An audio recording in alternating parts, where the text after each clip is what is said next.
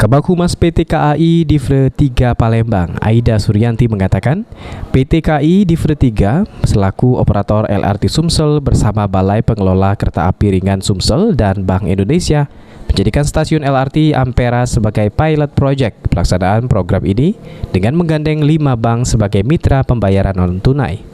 Penggunaan non-tunai saat ini hanya diberlakukan bagi penumpang yang akan naik dari stasiun LRT Ampera.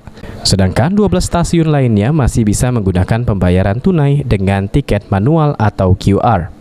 Pelaksanaan program ini akan terus dievaluasi karena perlu proses waktu untuk mengajak masyarakat pengguna LRT mengubah kebiasaan dari pembayaran tunai menjadi non-tunai. Dalam rangka mendukung gerakan nasional non-tunai mulai tanggal 1 Desember 2021, masyarakat yang akan naik LRT dari stasiun Ampera diharuskan menggunakan pembayaran non-tunai atau menggunakan kartu uang elektronik.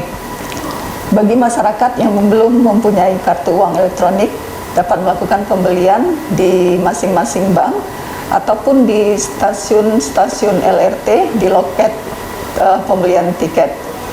Pelaksanaan gerakan pembayaran non-tunai ini tentu memerlukan proses waktu. Kami mengajak masyarakat untuk memulai mengubah kebiasaan dari pembayaran tunai menjadi non-tunai.